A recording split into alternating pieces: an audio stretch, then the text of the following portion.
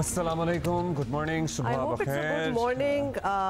We're trying to figure out what's good about this morning because खत्ते के हालात ठीक नहीं हैं, साजगार नहीं हैं। हमारा नेबरिंग कंट्री है ईरान और Israel have literally practically gone into a war now. हाँ, absolutely. और ये एस्केलेशन तो हम बहुत महीनों से देख ही रहे थे, लेकिन इतनी एस्केलेट हो जाएगी एक्चुअली इसको भी एक्सपेक्ट किया ही जा रहा था। हमास और इजराइल के माबैन शुरू होने वाली जंग लबनान से होती हुई अब ईरान तक पहुंच गई है और कल ईरान ने हमास सरबराह इस्माइल हानिया और हिजबुल्लाह के सरबराह हसन नसरुल्लाह की शहादत का बदला जो है वो लिया और इजराइल पर मिज़ाइलों से हमला कर दिया। मतलब एक पूरी आप समझे कि मिज़ाइलों की एक चादर ही उन्होंने तो चढ़ा दी और 2 मरहलों में 200 के करीब बैलिस्टिक मिज़ाइल फायर किए। ईरानी मीडिया ने मिज़ाइल हमलों की वीडियो जारी करते हुए दावा किया कि तेल अवीव के क्या हम कहेंगे बिल्कुल बीच में नवाह में हैं 3 फौजी अड्डे, वहाँ पे उन्हें नुकसान पहुँचा है। इजराइल के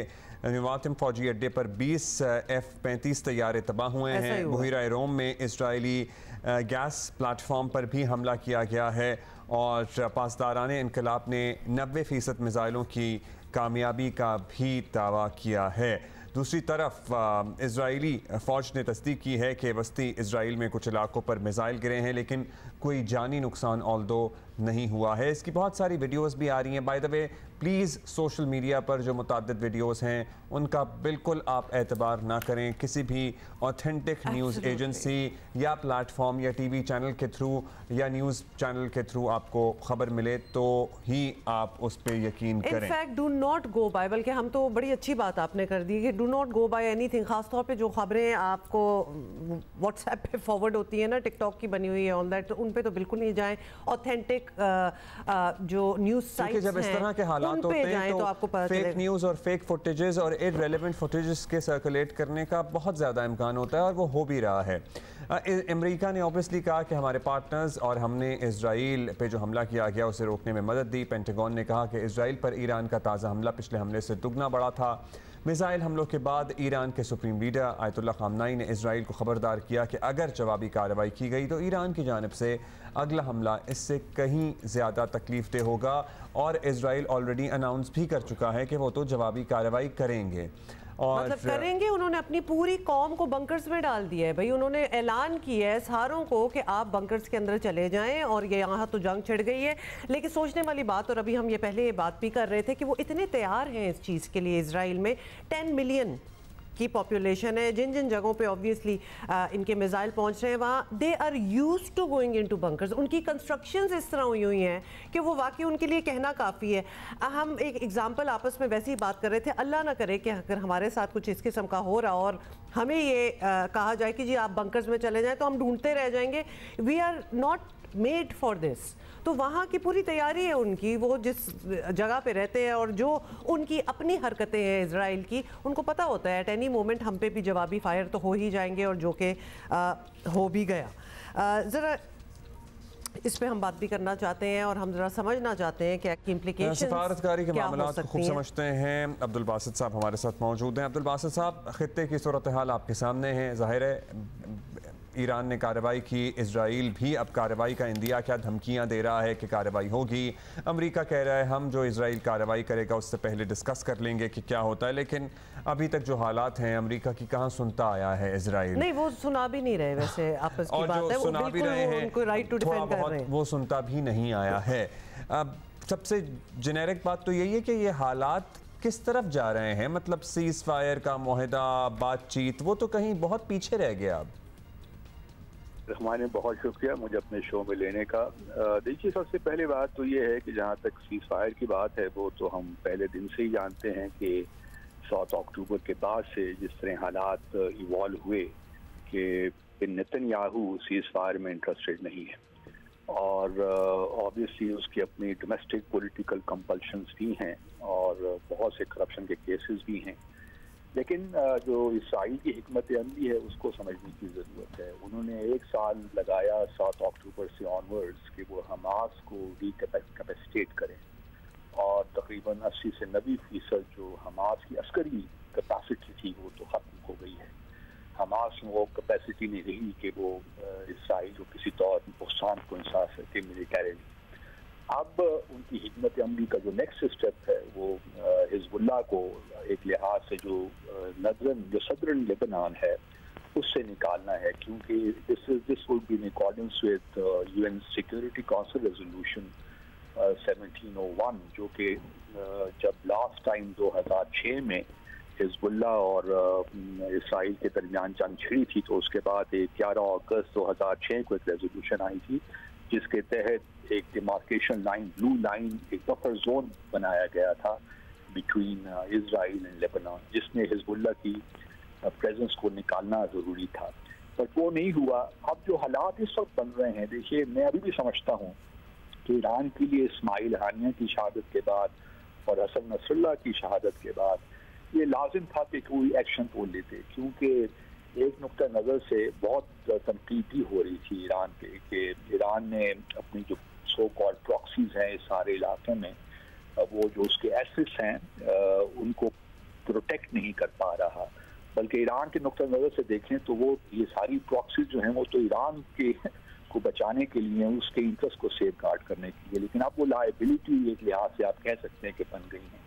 तो ईरान को एक सिंबॉलिक तो लेना था। ये वही हालात हैं जो कि इस दफ़े बैलिस्टिक मिसाइल ज़्यादा यूज़ हुए, नो डाउट, जो कि रफ्तार में बहुत तेज़ होते हैं और ज़्यादा डैमेजिंग भी होते हैं बट डिस्ट्रक्टिव भी होते हैं, लेकिन ईरान इस दफ़े भी देखिए कोई ख़ास डैमेज नहीं कर पाया।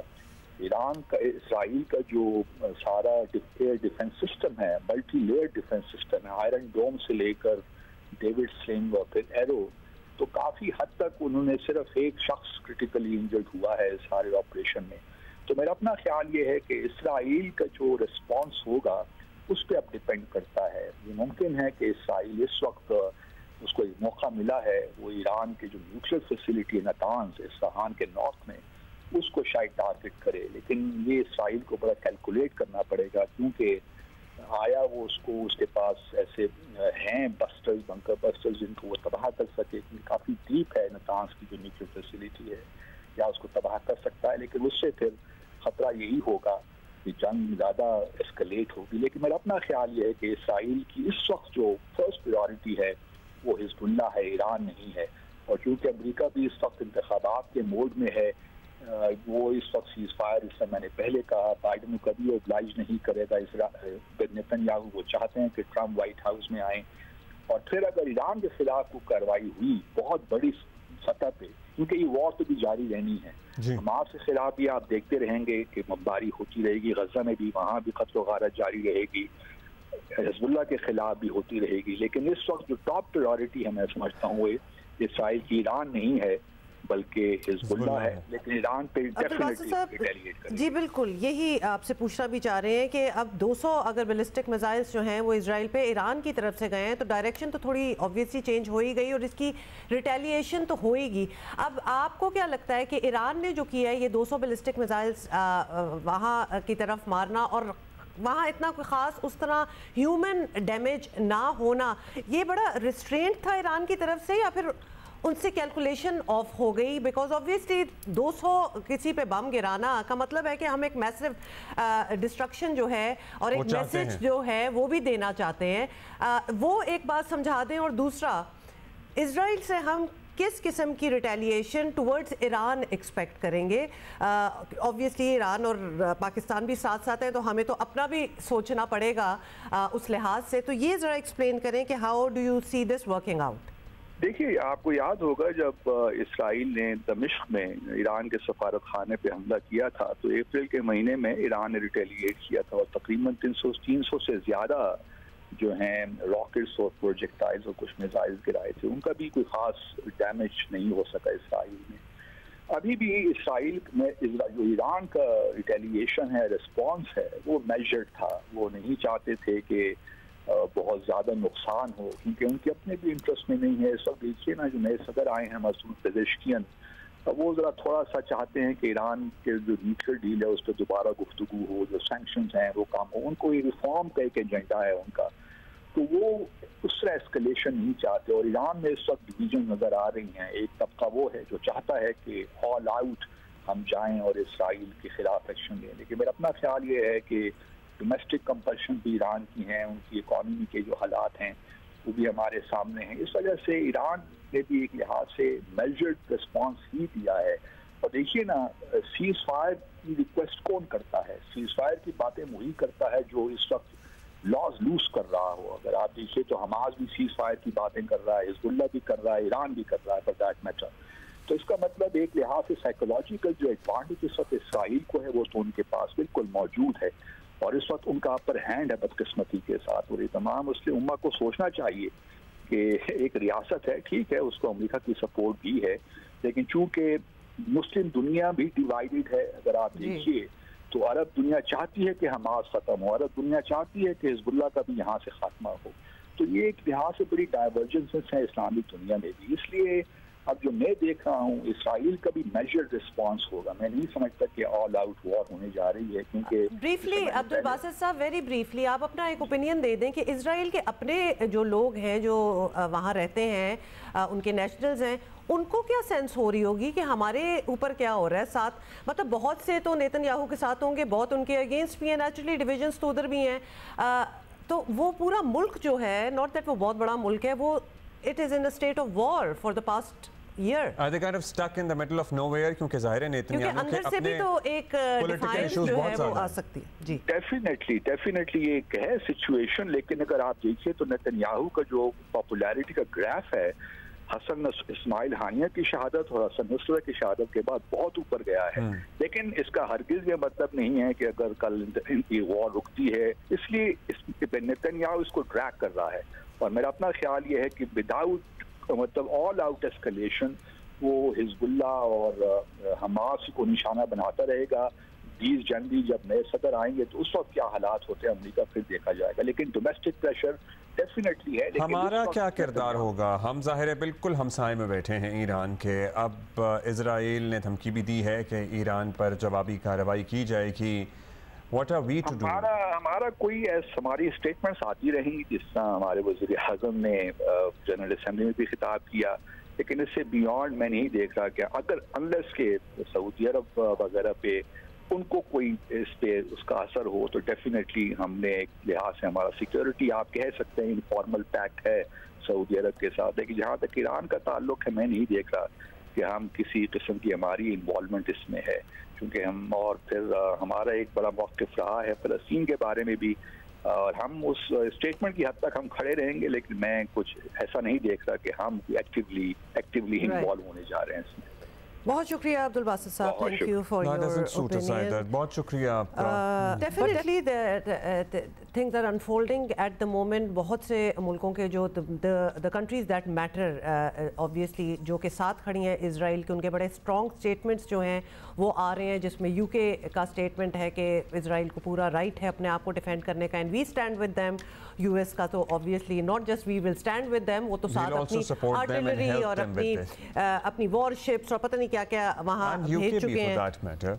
हम यूके का ही बता रहे हैं। मदद और सपोर्ट की बात है, वो भी बहुत पेश रहते हैं हर चीज़ फराहम करने के लिए। हमा वक्त जिसे कहते हैं ना, हम एक टर्म इस्तेमाल करते हैं, ये मुल्क हमा वक्त तैयार है इजराइल को बचाने के लिए, मदद देने के लिए। हाँ, लेकिन जो एक लीडर्स की स्टेटमेंट्स आर वन थिंग, और जो पॉपुलेशन जो बीच में कह रही होती है वो आपको बड़ा अच्छा एक स्नैपशॉट भी मिल जाता है when you go to the stories. जब न्यूज़ वेबसाइट्स पे ये खबरें लगती हैं, न्यूज़ वेबसाइट्स पे, नॉट बाकी और जगहों पे, और फिर आप नीचे कॉमेंट्री देखते हैं तो आपको एक सेंस भी मिल जाता है कि वहाँ के लोग जो हैं वो क्या सोचते हैं, और अक्सर औकात में बिल्कुल ऑपोजिट होता है। इंतखाबात भी बहुत अहम हैं, क्योंकि नेतन्याहू चाहते हैं, अब्दुल बासित साहब भी कह रहे थे कि सदर ट्रंप जो हैं वो वापस वाइट हाउस में आ जाएं, because that suits his interests. सदर ट्रंप के आप बयानात देख लें, उससे आपको आइडिया हो जाएगा कि वो तो अच्छा जी क्या इरादे रखते हैं या क्या उनके ख्यालात हैं इस ज़मीन में। इस सिलसिले में तारिक अबुल हसन हमारे साथ मौजूद हैं, एविएशन के मामलात को कवर करते हैं। तारिक साहब शुक्रिया, बताइएगा क्या पाकिस्तान ने कल कुछ स्ट्रैटेजी तब्दील की, ईरानी फ़ज़ाई हदूद इस्तेमाल करना बंद कर दिया, हमारा फ़्लाइट ऑपरेशन या फ़्लाइट स्केड्यूल मुतासर हुआ है क्या इससे?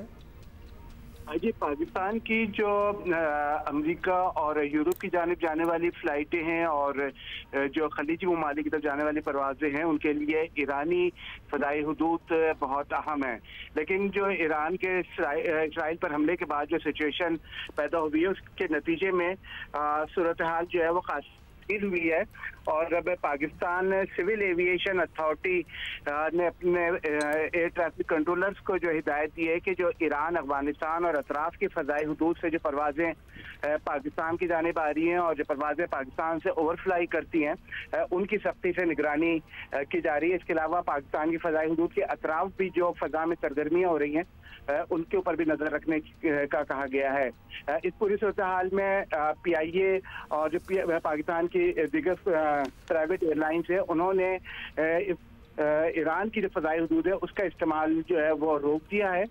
और जो फ्लाइट प्लान है इन एयरलाइंस के, वो दोबारा से जो है वो तरतीब दिए जा रहे हैं।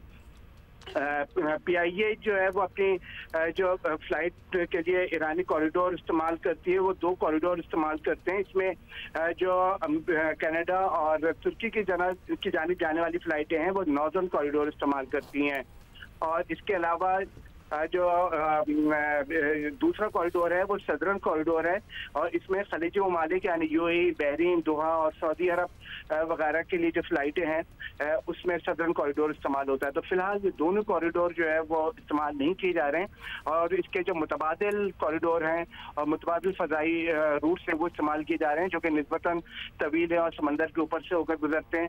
तो इसमें एयरलाइंस का जो है वो खर्चा भी बढ़ जाता है, लंबा रूट तय करना पड़ता है। लेकिन हिफाजती नुक्ता नज़र से जो है वो इस वक्त ईरान की फ़ज़ाई हुदूद जो है उनका इस्तेमाल रोक दिया है। बहुत ज़रूरी भी है ये। बहुत शुक्रिया तारिक अबुल हसन। और रूट्स लंबे भी हुए हैं, फेयर्स ऊपर भी जा सकते हैं, ऑब्वियसली फ़्लाइटें जो होंगी वो लॉन्गर ड्यूरेशन की होंगी। बट लेट्स सी के how things unfold in the next few days. PIA का तो वैसे ही आपको बताया ना, फ्लाइट स्केड्यूल बिल्कुल मुतासिर ही रहता है। अच्छा जी, अब जरा अपने और प्रॉब्लम हमारे कुछ और इशूज चल रहे हैं। तहरीक इंसाफ ने जी जल्द से जुलूसों के बजाय एहतजाज की हिकमत अमली अपनाई है, और फैसलाबाद, बहावलपुर और मियांवाली PTI के इनकलाब का आज स्टेशन है। और हाल ही में सेक्रेटरी इत्तलात का ओहदा संभालने वाले शेख वकास ने पार्टी कारकुनों को पंजाब के तीनों शहरों में आज एहतजाज की कॉल दी थी। और तहरीक इंसाफ का दावा है कि अदलिया की आज़ादी, बानी PTI की रिहाई और महंगाई के खिलाफ एहतजाज किया जाएगा। अपने एहतजाज पे तवज्जो दें और इनकलाब पे तवज्जो दें, और वो क्या है कि आपका 2 तारीख को एहतजाज है 3 शहरों में। आपका एहतजाज मीनार पाकिस्तान पे होगा। सो ये एहतजाज है, इस एहतजाज का दायरा वसी होगा। खान आपसे उम्मीद रखता है कि आप हर एहतजाज में इसी तरह बढ़ चढ़ के हिस्सा लेंगे जिस तरीके से आप रावलपिंडी लियाकत बाग के लिए आए। अच्छा जी, हम ज़रा we are going to talk to our correspondents, क्योंकि ऑब्वियसली अगर 3 शहरों का जिक्र कर दिया गया है तो हमें पता तो करना है ना कि वहाँ क्या तैयारी है, क्या हो रहा है। अच्छा जी, प्लान क्या है? रहनुमा पाकिस्तान तहरीक इंसाफ इंतज़ार पंजौता साहब हमारे साथ मौजूद हैं। इंतज़ार साहब, शुक्रिया इंतज़ार करने का। सर बताइएगा कि क्या है अब स्ट्रैटेजी और क्या है प्लान आप लोगों का? देखिए जी, बहुत शुक्रिया आपका। सबसे पहले तो मैं आपको बता दूं कि प्लान अब इसके बाद बचता ही कोई नहीं है कि पाकिस्तान के अंदर और बिलखुसूस इस्लामाबाद के अंदर जिस किस्म के कवानीन प्रोटेस्ट के हवाले से जो हैं वो लागू कर दिए गए हैं। मैं अभी थोड़ी देर पहले सोशल मीडिया पे देख रहा था कि हैदर शिराजी जो आपके जियो न्यूज़ के रिपोर्टर हैं, जब उनको उठाया गया तो उनकी तरफ से कल एक एहतजाज किया गया प्रेस क्लब के सामने। तो मुझे तो खदशा है कि हैदर शिराजी पर भी कहीं पहले वो गैर कानूनी गिरफ्तारी के बदले अब कोई 788 का नया पर्चा ना दे दिया गया हो। तो जहाँ इतना खौफ हो जिस मुआशरे के अंदर, जिस निज़ाम के अंदर, उसका आप क्या करेंगे? वो इतने खौफज़दा हैं कि वो हर एक के ऊपर पाबंदी लगाना चाहते हैं, हर आवाज़ को बंद करना चाहते हैं। वो से मुराद और फिर आप देखें कि जिस तरह से सुप्रीम कोर्ट के अंदर सुप्रीम कोर्ट ये PDM एक इसका स्टेक होल्डर है, और खान साहब ने एक टर्म जो है वो इंट्रोड्यूस करवाई है जिसमें कहते हैं कि गैंग ऑफ 3, जो एक्सटेंशन माफिया है। इस वक्त ये लोग अपने ज़ाती मफाद के लिए मुल्क का नुकसान कर रहे हैं, जिसका सबसे बड़ा इफेक्ट ही जो है हमारी मैशत है। आपने देखा कि पिछले 2 साल से हमारे तमाम जो माशी इशारिये हैं वो नीचे की तरफ जा रहे हैं, और मुसलसल नीचे की तरफ जाने की वजह से आप देखें कि लोगों की होप ख़त्म हो रही है। लोग यहाँ से जा रहे हैं। पिछले 6 महीनों के अंदर, सिर्फ पिछले 6 महीनों में पाकिस्तानियों की 4000 कंपनियाँ दुबई में रजिस्टर हुई, IT की कंपनी और मुख्तलिफ दीगर कंपनियाँ। तो इसका मतलब ये है कि लोग हमारे सिस्टम और हमारे मुल्क के अंदर इंटरेस्ट लूज़ कर रहे हैं। और इसी तरह आप ये देखें कि तकरीबन 1 साल के अंदर 10 लाख प्रोफेशनल्स मुल्क छोड़कर जा चुके हैं। जी इंतज़ार साहब, ये सब कुछ तो ठीक है, हम बात करते रहेंगे इस पे भी, लेकिन आज के हवाले से ज़रा बताएं कि ये जलसे जुलूस आउट हो गए, एहतजाज बीच में आ गया। आप एहतजाज किस तरीके से आप लोगों ने प्लान किया है? क्योंकि दफ़ा 144 जिसे कहते हैं ना, वो लगा दी गई है। 44 तो फैसलाबाद, बहावलपुर, मियांवाली 144 लगाई है। अवाम ने हमेशा इन डेट्स के ऊपर 804 दफ़ा लगाई है। हाँ जी, चलें ठीक है। तो क्या प्लान क्या है? Where do you start from? What's the plan? क्या करना है? देखिए जी, आज के दिन जो है वो मियांवाली, फैसलाबाद और भावलपुर के अंदर जो है जनरल पब्लिक की कॉल दी गई है खान साहब की तरफ से, और बिल्कुल लोग निकलेंगे। बेशक हमें रिपोर्ट्स यही मिल रही हैं कि वहाँ हर गली को, हर चौराहे को, हर नुक्कड़ को बंद करके लोगों को आवाज़ को दबाने की कोशिश की जा रही है। लेकिन इंटरेस्टिंगली रावलपिंडी के अंदर जिस तरह से आपने देखा कि ये तैयारी इनकी तरफ से, इंतज़ामिया की तरफ से ये होती है कि शायद लोग बाहर से कहीं से आएंगे, लेकिन लोग जिन गलियों के रास्ते वो बंद करते हैं, लोग उन्हीं गलियों से निकल रहे हैं। क्योंकि ये आवाज़ जो है इस वक्त हर पाकिस्तानी की आवाज़ है कि पाकिस्तान के अंदर जो एक कुफ्र का निज़ाम चल रहा है, जुल्म का निज़ाम चल रहा है, ये नहीं चलेगा। जुल्म का निज़ाम ये है कि पाकिस्तान के आइन को रोंदा जा रहा है। पाकिस्तान के आइन के साथ जिस तरह से खिलवाड़ किया जा रहा है, जिस तरह से कल आप देखें कि एक बेंच बनाया गया स्पेशल, पाकिस्तान के आइन के अंदर इसकी कोई गुंजाइश नहीं है। प्रैक्टिस एंड प्रोसीजर एक्ट को पूरी तरह से वायलेट किया गया है। और जुडिशरी और एक्सटेंशन, ये 2 ऐसी चीज़ें हैं कि जो हमारी आइंदा की नस्लों के लिए जो है वो। अच्छा इंतज़ार साहब, ज़ाहिर है ये पंजाब के मुख्तलिफ शहरों में एहतजाज हैं, तो यहीं की लोकल लीडरशिप ही इनको लीड करेगी। पंजाब में आपके बहुत सारे लोग गिरफ्तार भी हैं। अब गंडापुर साहब तो ज़ाहिर है हर दफ़ा नहीं आएंगे लोग लेके, और हर जगह पहुँच भी नहीं सकते। मतलब ये तो 3 अलग जगह हैं, तो कौन लीड कौन करेगा, किस किस जगह पे? देखिए, जो फैसलाबाद है उसको वेस्ट रीजन है PTI का, पंजाब का, वो सारा वेस्ट रीजन उसको देख रहा है, और वहाँ की लोकल लीडरशिप जो है, MPs जो हैं वो बिलखसूस वहाँ को उसको लीड करेंगे। MNAs को पार्टी की हिदायत हैं कि वो। लेकिन पॉइंट पर्सन कौन है? जैसे फैसलाबाद की अगर बात हो रही है तो उधर we understand it's a west region, who is heading it? देखिए, वहाँ फैसलाबाद की लोकल क़यादत जो है, वो लोकल क़यादत में जो MPs हैं वो सारे टिकट होल्डर्स उसको अपनी अपनी जगहों पर जो है उसको लीड करेंगे। मुख्तलिफ इलाकों से वो आएंगे घंटा घर चौक की तरफ। और इसी तरह मियांवाली के अंदर जो मेन लीड कर रहे हैं वो अहमद खान बच्चर, जो अपोजिशन लीडर हैं पंजाब के, वो लीड कर रहे हैं। और जो बावलपुर का है तो वहाँ पर जैन कुरैशी मौजूद होंगे, और इसके अलावा वहाँ ओन अब्बास बप्पी हैं। तो ये this is a build up to what? मतलब ये 3 शहरों में हो रहा है, फिर क्या हर तीसरे चौथे दिन एहतजाज होगा, फिर पूरे मुल्क में फैलेंगे, फिर कोई बड़ी तहरीक होगी, क्या मार्च हो सकता है, क्या प्लान है आगे? देखिए, इस वक्त तो खान साहब स्ट्रेटजी देते हैं। खान साहब ने इस वक्त तक तो यही दिया है, कोई लॉन्ग टर्म प्लानिंग उन्होंने अभी तक हमारे साथ तो कम से कम शेयर नहीं की। तो वो जो जैसे जैसे प्लान देते हैं लोग, तो उसी तरह से हमारी पार्टी उसको इम्प्लीमेंट कर रही है। बाकी अगर देखें ये सब कुछ क्यों किया जा रहा है, ये इसलिए किया जा रहा है कि हम नहीं चाहते कि बदअमनी हो, हम नहीं चाहते कि मुल्क के हालात जो हैं वो मज़ीद जो हैं वो ख़राब हों, क्योंकि मैशत का जो हाल है वो आपके सामने है। हम नहीं चाहते कि इस किस्म का कोई हो, लेकिन जब हर दफ़ा कानून के मुताबिक इजाज़त देकर हमारे लोगों को उठा लिया जाता है, हमारे रास्ते बंद कर दिए जाते हैं, तो एहतजाज के अलावा फिर और कोई रास्ता नहीं बचा। बड़ी अच्छी बात है आप कह रहे हैं कि आप नहीं चाहते कि कोई इंतजार हो। मईशत ज़ाहिर है बड़ी मुश्किल से स्टेबल हुई है थोड़ी सी, तो और हालात ख़राब होते हैं, इंस्टेबिलिटी पॉलिटिकल तो और ख़राब हो सकती है। बहुत इंतजार साहब, thank you so much. We have to take a break right now, लेकिन अब हम ज़रा अपने कॉरेस्पॉन्डेंट्स के पास जाएंगे after the break to ask them कि क्या तैयारियां हैं इस एहतजाज की और क्या हो रहा है। So we'll be going to Faisalabad and Bahawalpur. जी, रिपोर्ट्स कुछ ऐसी आ रही हैं कि इवन इन इस्लामाबाद जो है वो रास्तों की बंदिश है, रेड जोन जाने के कई रास्ते जो हैं वो बंद हैं और गाड़ियों को की कतारें लगी हुई हैं। तो अब अगर एहतजाज, अगर तो हम पीटीआई से रिलेट कर रहे हैं, उनका एहतजाज तो मियांवाली, बहावलपुर और फैसलाबाद में है, तो इस्लामाबाद में क्या हो रहा है ये भी हम पता करेंगे। But in the mean time let us go to Bahawalpur. पहले अपने फैसलाबाद और बहावलपुर से हमारे साथी हमारे साथ होंगे। अमीन अब्बासी होंगे फैसलाबाद से और हमाद अहमद होंगे, अमीन अब्बासी होंगे बहावलपुर से और फैसलाबाद से होंगे हमाद अहमद। सबसे पहले कहाँ जाना चाहते हैं आप? घंटा जी जी बिल्कुल, फैसलाबाद चले, फैसलाबाद चलेंगे। और हमाद, आप हमें बताएंगे कि पीटीआई की क्या तैयारी है और फिर पीटीआई की तैयारी को देखते हुए इंतजामिया और हुकूमत पंजाब की क्या तैयारी है? जी हमाद बताइए।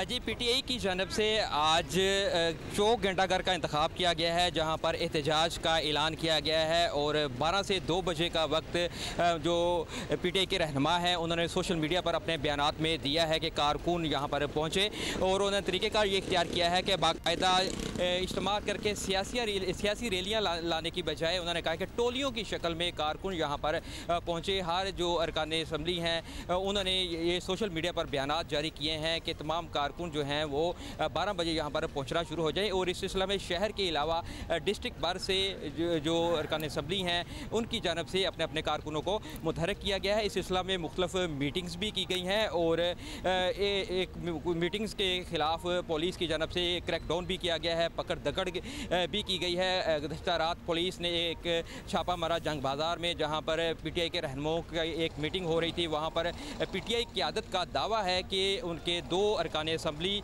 और दर्जनों कारकुनों को हिरासत में लिया गया। इसके अलावा डिस्कोट और जड़ावाला में भी कार्रवाइयाँ की गई और वहाँ से पे भी कारकुनों को हिरासत में लिए जाने के हवाले से इनके इल्ज़ामात मौजूद हैं। पुलिस की जानब से भी भरपूर तैयारियाँ की गई हैं जबकि ज़िली इंतज़ामिया की जानब से आज 2 अक्टूबर और 3 अक्टूबर के लिए शहर में दफ़ा 144 नाफज की गई है जिसके तहत हर किस्म की जो रैलियाँ हैं, सियासी जलसे हैं, इज्तिमात हैं। अच्छा जी, हमाद से हमारा राब्ता तो ख़त्म हो गया है। सिग्नल तो नहीं बंद हो गया? कुछ कहा नहीं जा सकता क्योंकि ऑलरेडी 144 जो है ना वो तो लगी हुई है उधर। लेकिन ये बताया उन्होंने कि वो रैली की तरह से लोगों को बुलाया नहीं गया, टोलियों की तरह। टोली का मतलब ये होता है कि 10-15 टाइप लोग, थोड़े थोड़े लोग जो हैं वो जमा होकर पहुँचेंगे घंटा चौक और घंटा घर चौक क्लॉक टावर बेसिकली। अच्छा जी, हम वापस आ गए हैं। वैसे अगर आप अभी आ जाते हैं आपके पास भी। पहले हम अमीन के पास चले जाएं इन बहावलपुर। अमीन, आप बताइए क्या प्लान है बहावलपुर में? जो मकामी क़यादत है पाकिस्तान तहरीक इंसाफ की, कौन लीड करता हुआ नजर आएगा? क्या टाइम दिया गया है? कहाँ जमा होंगे लोग? जी, सबसे पहले तो मैं आपको बताऊं कि ये पीटीआई के लिए भी सरप्राइजिंग था और बहावलपुर की डिस्ट्रिक्ट एडमिनिस्ट्रेशन के लिए भी सरप्राइजिंग थी कि पीटीआई ने कॉल दी 2 अक्टूबर की बहावलपुर में एहतजाज की, क्योंकि ये एक्चुअल एहतजाज मुल्तान में अनाउंस किया गया था। लेकिन वहाँ पर लास्ट मोमेंट पे क्योंकि इंग्लैंड की क्रिकेट टीम का अराइवल था तो इस वजह से ये एहतजाज जो है, ये कॉल जो है वो बहावलपुर में मुंतकिल कर दी गई। इस वक्त जो शहर की सूरत हाल है बिल्कुल नॉर्मल है। तमाम शाहराएँ वो अब हस्ब मामूल वहाँ पर काम हो रहा है, रूटीन से ट्रैफिक भी चल रही है, उसके साथ साथ शॉपिंग सेंटर वगैरह सब खुले हुए हैं। हाँ, अलबत्ता ये है कि पीटीआई की जो मकामी क़यादत है वो जैसे ही इस एहतजाज की कॉल का अनाउंस हुआ तो वो रूपोश हो गए, कोई भी सामने नहीं आया, इवन टेलीफोन भी अटेंड नहीं कर रहा है। ये भी मैं आपको बताऊं कि अभी तक ये भी कंफर्म नहीं किया गया कि बहावलपुर में जो आज का एहतजाज होना है वो किस जगह पर होना है। टेंटेटिवली ये कहा जा रहा है कि ये एहतजाज बहावलपुर का जो प्राइम जगह है फरीद गेट वहाँ पे हो सकता है या चौक फवारे पर भी हो सकता है। मुझे तो बहावलपुर की जो सूरत हाल नज़र आई है उसमें पीटीआई के कारकुनान और उनके ऑर्गेनाइज़र हो सकता है कि वो आपको वहाँ कोई नजर नहीं आ रहा? आप कह रहे रूपोश हो गए लोग, कोई तैयारी नहीं है? मुझे बहावलपुर की पुलिस जो है वो ही अलर्ट नज़र आ रही है। हर चौकों पर उन्होंने कंटेनर्स भी रखे हुए हैं। जो कौमी शाहराह है, दरिया सतलुज का पुल है, एम्प्रेस ब्रिज, वहाँ पर कल शाम से दर्जनों कंटेनर जो है बहावलपुर में इंतजामिया की तैयारी पूरी है। हम वैसे अपने नाज़रीन के लिए ये बता दें कि जब इंतजार पंजोता साहब से हम बात कर रहे थे, जो PTI के ही मेंबर हैं, उनका कहना था कि बहावलपुर से जैन कुरैशी जो हैं और अब्बासी वो लीड करेंगे बहावलपुर से जो एहतजाज है। उन्होंने ये नाम लिए थे और आते हैं नहीं आते हैं, क्या होता है क्या नहीं आता। लेकिन अमीन हमें बता रहे हैं कि बहावलपुर की जो मकामी क़यादत है वो तो इधर उधर हो गए हैं और अभी किसी को कुछ पता नहीं है। इनफैक्ट अनाउंसमेंट भी नहीं हुई है कि किस मकाम पे जमा होना है। और ये भी साथ बताया जा रहा है ना कि सडन चेंज था फ्रॉम मुल्तान टू बहावलपुर। हमाद, आप ज़रा बताइएगा, चौक घंटा घर तो पहुंचेंगे, यहाँ कौन लीड करता हुआ आपको नजर आएगा? कुछ है कोई लाहौर इधर उधर से आ रही है लीडरशिप? और बाकी कंटेनर वैसे शहर का माहौल कैसा है? कारोबार खुलेगा, नॉर्मल रहेगा सब कुछ? जी, PTI की मुकामी क़यादत के मुताबिक ये डिस्ट्रिक्ट लेवल पर ही एहतजाज किया जा रहा है। बाहर से कोई बड़ी क़यादत, मरकज़ी कायदीन यहाँ पर मतवक्को नहीं है और यहाँ पर जो उनके मकामी ओहदेदारान हैं वही इस एहतजाज को लीड करेंगे। शहर का इस वक्त माहौल ये है कि इस वक्त हम चौक घंटा घर के करीब कारखाना बाज़ार मौजूद हैं और चौक घंटा घर के अतराफ़ जो है वो 8 बाज़ारों में कारोबार होता है, कारोबारी मार्केटें हैं तो जो मामूल के मुताबिक खुल चुकी हैं, दुकानें खुल चुकी हैं। इसके अलावा शहर में जो ट्रैफिक है वो मामूल के मुताबिक है। इस वक्त तमाम जो हालात हैं वह मामूल के मुताबिक है। ताहम एहतजाज के पेश नज़र पुलिस की नफरी मुख्तलिफ जगह पर पहुँचने शुरू हो गई है। चौक घंटाघर में पुलिस एहलकार बड़ी तादाद में पहुँच चुके हैं। इसके अलावा जो 8 बाज़ारों के दाखिली रास्ते हैं। जी, बहुत शुक्रिया Hammad Ahmed from Faisalabad and Amin Abbasi from Bahawalpur. तो हमाद कह रहे हैं फैसला फिर भी थोड़ी बहुत शायद कुछ तैयारी नज़र आ रही है। अमीन अब्बासी का कहना बहावलपुर को तो पता ही नहीं है कि इस किस्म का कोई एहतजाज हो रहा है कि नहीं है। So let's see, obviously it's still early, क्या डेवलपमेंट वहाँ होती है। मौसम की क्या बात करें, दिल के मौसम की करें या बाहर के मौसम की करें? नहीं जी, आप बस मौसम की कर लें, जनरल मौसम की कर रहे हैं हम। कि कराची आजकल फिर गर्मी की बहुत लपेट में है जी, और गर्मी हो चुकी है। अक्टूबर जो है वो आ चुका है, लेकिन मौसम भाई नहीं होता अक्टूबर में नॉर्मल मौसम कराची में ही होती है। कराची अक्टूबर के गर्म महीनों में से एक होता है। हमें ये बात इतने सालों में रहकर समझ आ गई है, इसलिए हम इस पर शिकवा नहीं करेंगे। लेकिन फिर भी अक्टूबर में दिल में कहीं उम्मीद होती है कि ठंड आ जाएगी, क्योंकि मतलब अगर बाकी दुनिया में आ जाती है ना, बाकी मुल्क में भी आ जाती है, बाकी मुल्क में भी अक्टूबर में। ये हम बात करेंगे सरदार सरफराज साहब से। हम will talk about Karachi and obviously rest of the cities as well. So बताइएगा सरदार साहब, अक्टूबर ऐसे ही गर्म चलेगा? जी बहुत शुक्रिया। यूजुअली तो गर्म ही चलता है अक्टूबर। पहले भी आपसे बात हुई थी तो मैंने बताया था कि मई और जून के बाद ना तीसरा गर्म तरीन महीना, यानी जून के तकरीबन इक्वल है इतना टेम्परेचर एवरेज ही अगर आप देखें तो इसलिए आज से गर्म ही गुजरेगा। अभी तक तो पहला हफ्ता तो तकरीबन ठीक गुजरेगा, मेरे ख्याल में उतनी गर्मी नहीं है, यानी नॉर्मल से भी कम अभी टेम्परेचर रहेगा। नॉर्मल तो तकरीबन 36 है इसका, या एवरेज कह लें। तो ये बढ़ेगा आपका मतलब है?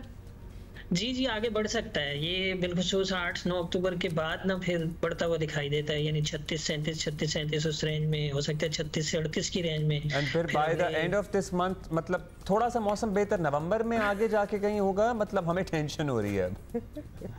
नवंबर में ही एक्सपेक्ट कर सकते हैं आप। नवंबर में मतलब ये कि एटलीस्ट या अक्टूबर के आखिरी हफ्ते से ना रात की कुछ ना कुछ खुनकी थोड़ी सी हो जाने की उम्मीद है। हो जाया करती है अमूमन अक्टूबर के आखिरी हफ्ते में जाके, आखिरी आप कह लें 10 दिनों में, अगर बहुत हम वो करें उसको पहले ले आए तो। सरदार साहब ये भी बता दें कि हवाएं भी मतलब चलती हैं, कभी नहीं चलती। ह्यूमिड लेवल जो है ह्यूमिडिटी का वो बहुत ज़्यादा हाई है, ये भी आपको नॉर्मली लग रहा है? और क्या कुछ हवाएं ही चल पड़े, कुछ रिलीफ तो आए? असल में यही होता है ना कि सी ब्रीज की जो है ना फ्रीक्वेंसी भी कम हो जाती है। सितंबर के आपने देखा कि आखिरी जो हफ्ता होता है या आखिरी 10 दिन, उनसे ही इसमें ग्रेजुअली कमी आ जाती है। वो मानसून का जो एक पैटर्न होता है ना, वो ज़ाहिर है रिट्रीट हो जाता है मानसून सारी हवाएं, तो उसके बाद सी ब्रीज में भी बहुत कमी आ जाती है खासी। और दिन के यानी दोपहर के वक्त में या शाम में। अच्छा सर आसफ, जल्दी से ज़रा बाकी मुल्क का भी हाल बताएं हमें, क्योंकि फिर लोग कहते हैं कि सिर्फ कराची की आप बात करते हैं ज़्यादा। आप बता दें लाहौर, इस्लामाबाद, गिरदनवा, यहाँ तो रातें ठंडी होना शुरू हो गई हैं। पिछले कुछ दिनों में बारिशें भी कहीं कहीं होती रही हैं। देखिए वही जो सितंबर के आखिरी दिनों में बारिश हुई थी, उसके बाद तो अभी तक कोई ऐसी बारिश नहीं हुई है। वो जो आखिरी स्पेल था ना 27-28 सितंबर को, उसमें वो 2 दिन हुई थी, उसके बाद अभी तक नहीं हुई है। और आगे भी 4-5 दिन तक कोई खास नहीं है। 6 या 7 अक्टूबर से फिर एक स्पेल है शुमाली इलाका जात में, इस्लामाबाद और इस्लामाबाद के नॉर्थ में वो एक अच्छा स्पेल दिखाई देता है। देखिए KP के बेशतर इलाकों में, खासकर शुमाली इलाका जात है जो KP के, उनमें और फिर इस्लामाबाद इटसेल्फ, और हो सकता है लाहौर फैसलाबाद वगैरह तक भी कुछ दरमियानी सी हो जाए। फिर उसके बाद तो वहाँ ठंड हो जाएगी कि नहीं होगी? जी उधर फिर हो जाएगी ठंड से मुराद ये कि रात की सर्दी कुछ ना कुछ हो जाएगी। अभी भी शुमाली इलाका जात में 7 से 10 तक टेम्परेचर चल रहा है। स्कर्दू और कलाम वगैरह की अगर बात करें तो वहाँ तो कुछ ना कुछ सर्दी आ गई है। लेकिन बाकी जगहों पर जाहिर है कि वो बारिश का जो स्पेल मुतवक्की है, उसके बाद फिर आप एक्सपेक्ट कर सकते हैं। थैंक यू सरदार सरफराज साहब, बहुत शुक्रिया। जैसे जैसे मौसम ठीक होगा हम बड़ा ऐलान कर रहे हैं कि हम अपना शो जो है ना वो अच्छी उन शहरों में ले जाएं जहाँ मौसम अच्छा है, जैसे कि इस्लामाबाद से हमें करना चाहिए शो। क्या ख्याल है? मतलब सर्दी भी हम जरा थोड़ा मौसम बेहतर हो जाए ना, ताकि बाहर खड़े होके हम जरा पहाड़ों के सामने भी शो कर सकें। मतलब बेसिकली आपको भी अच्छा लगेगा और हमें तो बहुत ही अच्छा लगेगा।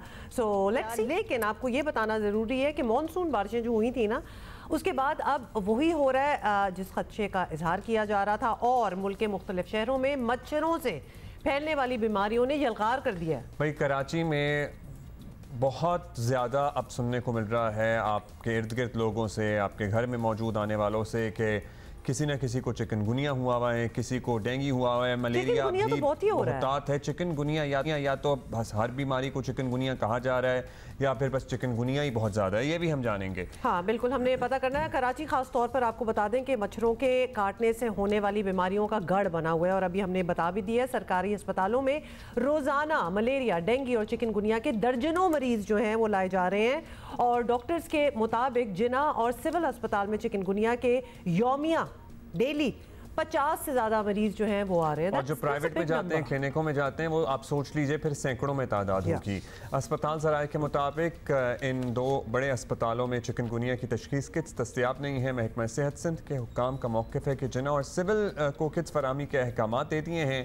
तिब्बी माहिरीन कहते हैं कि इन बीमारियों की रोकथाम के लिए शहर में हंगामी बुनियादों पर स्प्रे मुहिम की ज़रूरत है। और चंद दिन पहले अलखिदमत की जानिब से कराची में 15 रोज़ा स्प्रे मुहिम शुरू की गई, लेकिन अभी तक KMC की तरफ से कोई मौसर कार्रवाई दिखाई नहीं दे रही है। होपफुली आज हम ये बात करेंगे तो उसके बाद कुछ ना कुछ हो ही जाएगा। डॉक्टर फैसल महमूद ने हमें ज्वाइन किया है, मालिज मुतअद्दिदी अमराज। डॉक्टर साहब, पहले तो हमें ये पता ही नहीं था ये चिकनगुनिया, ठीक है सुना हुआ था, लेकिन अब तो बिल्कुल लगता है कि हर दूसरे शख्स को ये चिकनगुनिया हो रहा है। सिर्फ स्प्रे एक इलाज है अगर हम अपने मोहल्ले, अपने घर, अपने एनवायरनमेंट्स को साफ रखें, या फिर अगर किसी को हो जाए तो फिर भी कुछ किया जा सकता है? जी अस्सलाम वालेकुम, बताने का शुक्रिया। तो देखिए चिकनगुनिया जो है, ये जो वायरस है, ये इसका फैलने का तरीका बिल्कुल वही है जो कि डेंगू का है। इनफैक्ट जो मच्छर जो डेंगू फैलाता है वही मच्छर चिकनगुनिया भी फैलाता है। तो यानी कि अगर आपको याद पड़ता है कि डेंगू में जो एहतियाती तदाबीर थे वो चिकनगुनिया के भी एग्जैक्टली वही हैं। तो इवन दो स्प्रेज जो हैं वो इतना काम नहीं करती, क्योंकि जैसे आपको मालूम है ये मच्छर अंदर पाया जाता है, मगर ऑब्वियसली गर्द कम करना, पानी जमा हुआ उसको निकालना, उससे ये मच्छर ज़रा कम होंगे। अच्छा, पानी निकालना, इसकी अलामात क्या है? मतलब हम आइडेंटिफाई कैसे करें कि किसी को, क्योंकि आजकल वायरल भी फैला हुआ है ना डॉक्टर साहब, मतलब गला खराब, नज़ला, जुकाम, बुखार, फिर चिकनगुनिया, डेंगू, मलेरिया, मतलब काफ़ी कॉम्प्लिकेशन हो जाती है कि किस मौके पे हम ये इस नतीजे पे पहुंच जाए कि ये चिकनगुनिया है। कि घरों में कोई खांसी जुकाम टाइप कुछ ऐसी चीज स्टार्ट हो जाए ना, तो इंसान पहले ही डर जाता है कि मुझे तो एक्सट्रीम वाली चीज हुई है, and not just the viral. वो the man who was a hospital वाली कहानी सबके साथ है। जी, तो देखिए एक तो ये जस्ट टू क्लैरिफाई कि चिकनगुनिया भी वायरस ही है, मगर आई थिंक आप वायरस जब कह रहे हैं वो नज़ला खांसी की बात कर रहे हैं। सो चिकनगुनिया जो है ना उसके अंदर नज़ला खांसी बिल्कुल भी नहीं होता, उसके अंदर यूजुअली बुखार होता है जो कि तेज़ होता है, मगर इसकी खास बात ये है कि इसके जोड़ों के अंदर दर्द बहुत होता है। सो नॉट जस्ट बॉडी एक, जिस्म में दर्द नहीं मगर जोड़ों में दर्द, इवन आपकी उंगलियों में दर्द, घुटनों में दर्द, बल्कि इतना दर्द हो सकता है कि लोग जो है वो चल भी नहीं पाते। नहीं तो क्या गला भी खराब होता है चिकनगुनिया में, या गला खराब अगर है तो हम ये सोच लें कि नहीं जी चिकनगुनिया नहीं है? अगर गला खराब है तो सोच चाहिए इन्फ्लुएंजा, वायरल, चिकनगुनिया में नहीं होता, वो बिल्कुल अलग है। सो एंड चक्कर ये होता है कि इस वाले वायरस के अंदर या इस वाली बीमारी के अंदर जिस्म में दर्द, वो जोड़ों में दर्द लंबे अरसे के लिए भी रह सकता है, और कुछ लोग इसमें खारिज भी होती है, रैश भी निकलता है, मगर है बिल्कुल मतलब बहुत ही ये डिबिलिटेटिंग, यानी कि इंसान काफ़ी बिस्तर पे पड़ जाता है इस बीमारी के साथ। अच्छा डॉक्टर साहब, विदाउट गेटिंग टू टेक्निकल, एक मच्छर अब काट रहा है किसी को तो एक को चिकनगुनिया हो रहा है, उसी मच्छर से दूसरे को डेंगू हो रहा है, तीसरे को मलेरिया हो रहा है, मतलब it's the same kind of मच्छर? नहीं बिल्कुल नहीं। डेंगू और चिकनगुनिया वाला मच्छर एक ही है, मलेरिया वाला मच्छर अलग है। हर मच्छर के अपने एक लिस्ट होती है कौन कौन से वायरस उसके अंदर जा सकते हैं। तो ये जो डेंगू वाला मच्छर है उसके अंदर chikungunya, Zika, dengue, yellow fever, ये वाले वायरस जो है ना वो इस मच्छर में पाए जाते हैं। अच्छा अब बताइए कि सॉरी इंपॉर्टेंट बात ये है कि वो डिपेंड करता है इससे पहले किसको काटा था मच्छर ने।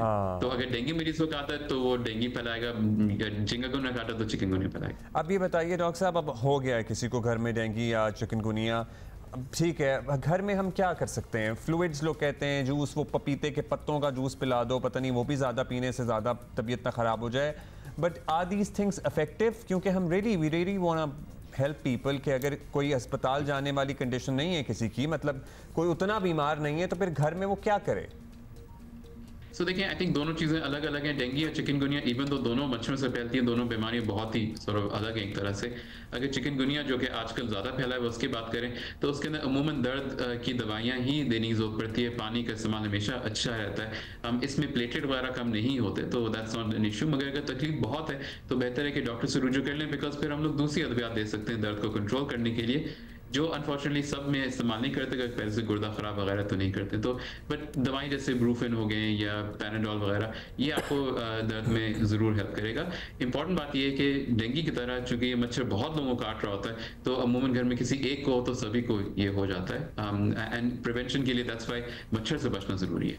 और ये कंटेजियस नहीं है, ये सारी बीमारियां they are not contagious, human to human, इंसान नहीं फैलता, मच्छर से फैलता। जी जी, ह्यूमन टू ह्यूमन नहीं है।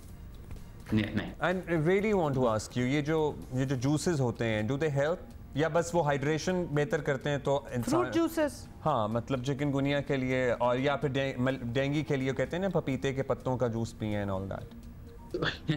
सो जूसेस जो है वो देखें, एक चीज़ एक्चुअली बहुत कॉमन मिसकंसेप्शन है, फल जो है वो जूस से बेहतर है, क्योंकि बहुत सारी चीज़ें जो फल में फेंक रहे होते हैं वो उसमें फ्रुक्टोज रह जाता है जूस तो। जी, मगर जब तबीयत खराब होती है, मुंह का मज़ा खराब होता है, पानी नहीं पी पाते, तो उस केस में जूस पीने में बिल्कुल कोई मसला नहीं है। पपीते का पत्ते का पानी का जो जूस है वो थोड़ा सा प्लस माइनस है, बहुत कड़वा होता है, उसमें मतली उल्टी बहुत होती है, एंड हमने एक्चुअली लोग देखे हैं जो कि पपीते का पानी की वजह से ही दाखिल हुए, नॉट बिकॉज ऑफ डेंगू की वजह से। हाँ, बड़ी आपने इंपॉर्टेंट बात की है डॉक्टर साहब, thank you so much for being with us this morning. हमने ये वाली बात इसलिए पूछी थी क्योंकि रिसेंटली अब्दुल्ला और मैं कहीं गए हुए थे, गैदरिंग थी, और वहाँ एक शख्स जो थे उनको डेंगू था, उसी दिन उनको डेंगू हुआ था और उनकी डायग्नोसिस हुआ था, तो हम जरा दूर दूर सारे हो गए कि मुझे पता ऐसे नहीं था, लेकिन स्टिल ये पूछ लेना चाहिए बिकॉज ये नहीं लगता वहाँ लेकिन और लोग थे वो ये सवाल उठा रहे थे, तो हमने कहा हम ये पता जरूर कर लें। कोई नहीं लगता आपको डेंगू, वैसे हम क्लैरिटी आ गई, अच्छी बात है। शवाला असलम हमारे साथ मौजूद हैं जो हमारी साथी हैं जो सेहत के मामला देखती हैं। शवाला बताइएगा, जिना और सिविल में तो ज़ाहिर मरीज़ लाए जा रहे हैं, ओवरऑल बाकी शहर से क्या इत्तलात मिल रही हैं? क्या ये वबा की सूरत इख्तियार कर गया है मामला? जी देखें, कराची में मानसून के ख़त्म होने के बाद ही और जो मौसम की तब्दीली हुई है उससे जो वायरल इन्फेक्शंस हैं वो सर उठाने लग गए, और मच्छरों के काटने से जो मुख्तलिफ बुखार की जो इकसाम है वो भी हमें देखने को मिल रही हैं। और इन दिनों अस्पतालों में ज़्यादातर जो हम सुन रहे हैं वो चिकनगुनिया के जो सस्पेक्टेड केसेस हैं वो रिपोर्ट किए जा रहे हैं। अब मैं आपको ये भी बताऊं कि चिकनगुनिया भी मॉस्किटो जो मच्छरों के काटने से ही इंसानों में मुंतकिल होता है और मच्छरों के काटने के बाद 3 से 7 दिन के बाद जो अलामात हैं वो जाहिर होने लग जाती हैं और इसकी अलामात में भी ये काफ़ी ज़्यादा इसकी जो सिमिलैरिटीज़ हैं वो डेंगू से मिलता जुलता है, जिसकी अलामात में सर में दर्द होना, बुखार और इसके साथ ही जॉइंट पेन, मसल पेन, ये तमाम तर अलामात जो हैं वो शामिल हैं। मैं दादोशुमार की अगर हम बात करें तो 140 से ज़ायद जो कन्फर्म केसेस हैं चिकनगुनिया के वो इस साल रिपोर्ट किए गए हैं। अब अगर हम सिमिलर डेंगू की बात करें तो डेंगू भी बहुत ज़्यादा उसका फैलाव हो रहा है और अगर डेंगू की हम बात करें कि कितने केसेस रिपोर्ट हो रहे हैं तो अस्पताल में भी रोज़ाना की बुनियाद पर 50 से ज़ायद जो डेंगू और मलेरिया के केसेस हैं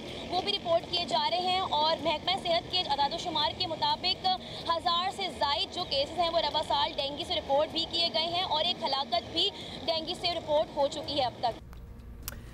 बहुत शुक्रिया Shivala for giving us this update. अब ये है कि हम चाहते हैं कि हमारे जो अस्पताल हैं इधर वो ज़रा इक्विप्ड हों, बिकॉज ऑब्वियसली 50-50 अगर लोग the numbers can actually go up. और दूसरा, हमारी जो म्यूनिसिपैलिटीज़ हैं प्लीज़ स्प्रे करें और ख़त्म करें इस मामले को, बिकॉज ये अब वबा की सूरत हाल तो नहीं बननी चाहिए ना। We don't want to get there. Literally अगर आप वो कॉइल मशीन लगाएं ना, कॉइल मशीन या सिर्फ कॉइल नहीं, वो जो मशीन होती है मच्छर वाली, वो वाली, हाँ ठीक है, इलेक्ट्रिक वाली, उसके प्लग में लगाते हैं आप। हर कोई पता है ये चीज़ें भी अब वो इतनी महंगी हो गई हैं कि गरीब आदमी नहीं अफोर्ड कर सकता। मतलब वो जो 2 रीफिल्स हैं एक मशहूर कंपनी की, वो मच्छर वो 1100 रुपए की आती हैं। इट हैज बीन, और वो कितना चलती हैं अगर 24 घंटे लगी मच्छर ही मारना है ना। मतलब क्यों इतनी चीज़ें महंगी हुई हैं। इन एनी केस वो जो कॉइल होती है ना जिसपे आप जलेबी अच्छा उसको जलेबी कहते हैं? हाँ, जलेबी नहीं होती हो? हाँ मतलब I don't know that. Anyway वो जला लें घर के उन इलाकों में, not inside the house I guess, लेकिन कहीं बाहर। अच्छा जी, कल खेल के मैदान से बड़ी खबर आई और बड़ी खबर ये थी कि बाबर आजम ने पाकिस्तान क्रिकेट टीम की कप्तानी से इस्तीफा दे दिया है। और बाबर आजम ने सोशल मीडिया वो जिस पे पाबंदी है मुल्क में, वो वाला कहने पे पाबंदी नहीं है, लेकिन हम बनाएंगे ऐसे जैसे पाबंदी है कहने पे। वहां पे बयान में कहा कि पाकिस्तान टीम की कप्तानी से मुस्ताफी होने का फैसला किया है। अपने बयान में बाबर आजम ने कहा कि कप्तानी अच्छा तजर्बा था लेकिन वर्कलोड में इजाफा हो गया था। बाबर आजम के मुताबिक वो अपनी परफॉर्मेंस पर तवज्जो देने के साथ फैमिली के साथ, you know, there is nothing more important than the peace of mind. हाँ, तो उनको पीस ऑफ माइंड खत्म हो चुका था और बड़े कंट्रीब्यूटिंग फैक्टर्स थे उसके अंदर। बाबर आजम ने इस अज़म का भी इजहार किया कि वो बतौर खिलाड़ी अपनी जिम्मेदारी पूरी करने के लिए बिल्कुल तैयार हैं। और ज़राए का कहना है कि कौमी टीम में मौजूद बाबर आजम के करीबी दोस्तों ने उन्हें मुस्ताफ़ी होने की तजवीज़ दी थी और ज़राए के मुताबिक बाबर आजम का चैम्पियंस कप में कप्तानी कबूल ना करना भी कप्तानी से इस्तीफ़ा देने की तरफ एक पहला कदम था। तो he was already he had decided and he was just making ground for it.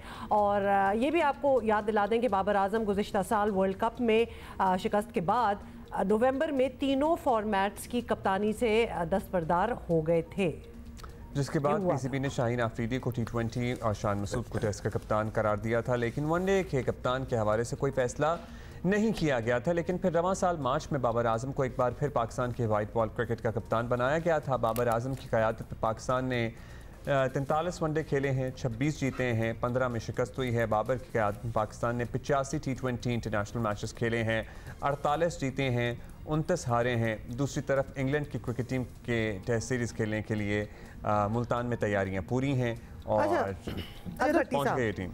हमारे साथ हैं भट्टी साहब। अब ये खबर और ये बातें और ये सजेशंस के बाबर को मे भी कप्तानी से हट जाना चाहिए और ऑल दैट, आपसे भी हम बातें करते रहे, ये बड़ी अरसे से हो रही थी। आपको ये फैसला कैसा लग रहा है कि अबाउट टाइम के इनको वाकई अपने प्ले पे तवज्जो देनी चाहिए और कप्तानी की रिस्पॉन्सिबिलिटीज बहुत पहले छोड़ देनी चाहिए थी?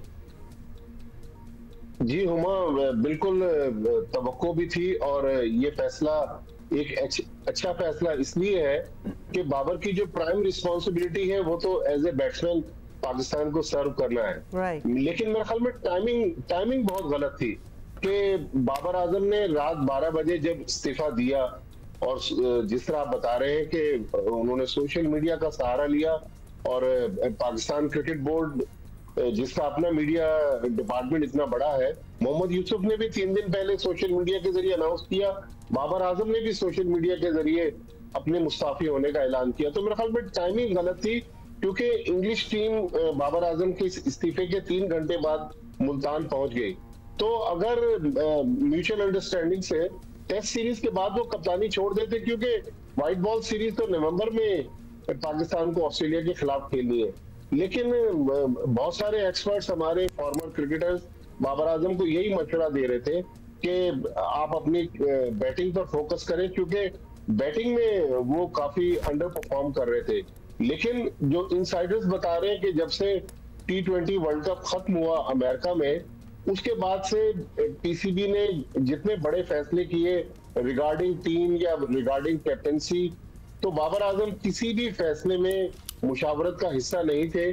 और जो पाकिस्तान टीम के हेड कोच है गैरी कर्स्टन, वो बाबर आजम को वनडे का तो कप्तान देखना चाहते थे, लेकिन T20 में गैरी कर्स्टन का ख्याल था कि किसी नए कप्तान को तैयार किया जाए। तो बहुत सारे मसाइल थे, कुछ प्लेयर्स भी बाबर से नाराज थे, तो बाबर को चूंकि ड्रेसिंग रूम के अच्छा, was this on the cards?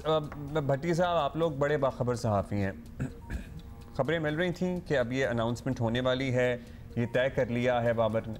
और साथ ही भट्टी साहब ये भी बता दें, जब आप बार बार टाइमिंग की बात कर रहे हैं, तो आप ये टाइमिंग की बात कर रहे हैं कि ये मतलब अभी 3 घंटे पहले उन्होंने ये कर दिया, इनको बहुत पहले कर देना चाहिए था। That's what you saying?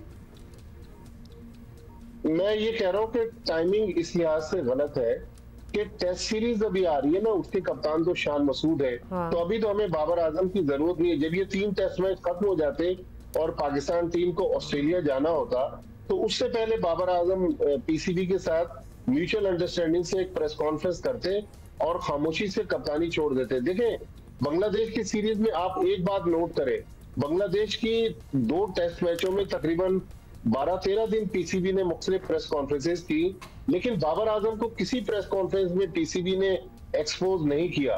उसकी वजह ये थी कि पीसीबी को भी अंदाजा था कि अगर बाबर आजम किसी प्रेस कॉन्फ्रेंस में बैठे तो ऐसे ना हो कि वो अपनी दिल की बात बता दे, क्योंकि बाबर आजम भी बहुत सारी बातों पर पीसीबी से नाराज थे।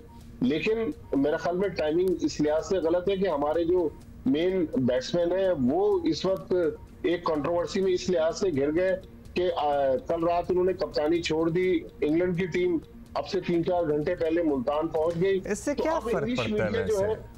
मतलब उन्होंने कप्तानी छोड़ी है, उन्होंने बैटिंग तो नहीं छोड़ी, और उन्होंने व्हाइट बॉल की कप्तानी छोड़ी है on a very serious note. मतलब हम बात तो फिर कुछ भी बना लें, लेकिन इससे क्या फर्क पड़ता है? देखिए अब्दुल्ला, इंग्लिश मीडिया जो है ना, वो माइंड गेम ज्यादा खेलता है।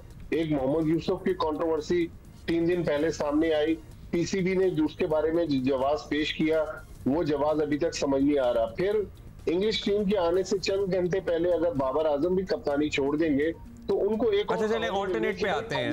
What names do you think are there in the minds? क्या ऑल्टरनेट हो सकते हैं? जाहिर है बाबर नहीं होंगे, लेकिन बाबर की जगह कौन? देखिए 3-3.5 महीने पहले आपने पहले शाहीन शाह अफरीदी को नाराज किया, अब बाबर आजम कप्तानी छोड़ गए। अब जो हमें सुनने में मिल रहा है, जाहिर पीसीबी के पास भी अब बहुत ज्यादा चॉइसेस है नहीं कप्तानी के हवाले से, तो मोहम्मद रिजवान लग रहा है कि पाकिस्तान टीम के अगले कप्तान होंगे। मोहम्मद रिजवान वनडे में कप्तानी करेंगे और T20 में भी करेंगे? T20 दोनों में, जी हाँ। इसलिए कि बैक टू बैक पहले पाकिस्तान को ऑस्ट्रेलिया में 3 वनडे खेलने, फिर 3 T20 खेलने। और देखिए ऑस्ट्रेलिया की सीरीज हमेशा से मुश्किल रही है, और इन ऑस्ट्रेलिया तो मेरे ख्याल में जो भी कप्तान बनेगा, बाबर आजम के जहन में ये भी था कि अगर मैं इंग्लैंड के खिलाफ अच्छा परफॉर्म ना कर सका, ऑस्ट्रेलिया कप्तान बन के गया, सीरीज भी हार गया, मेरी अपनी परफॉर्मेंस भी नहीं रही, तो बाबर आजम के जहन में भी बहुत सारी चीजें चल रही थी। लेकिन बाबर आजम भी बहुत सारे मामलात पर पीसीबी से नाखुश है। T20 वर्ल्ड कप के बाद वैसे ये वाले मैनेजर भट्टी साहब, ये जो कंसर्न्स हैं आपके, ये तो रिजवान के भी हो सकते हैं। मतलब the team is not really performing that well for a while now. अब वो नए कप्तान बन के आए और उनके साथ भी यही हुआ, अगर तो उनके भी यही कंसर्न्स होंगे, नहीं?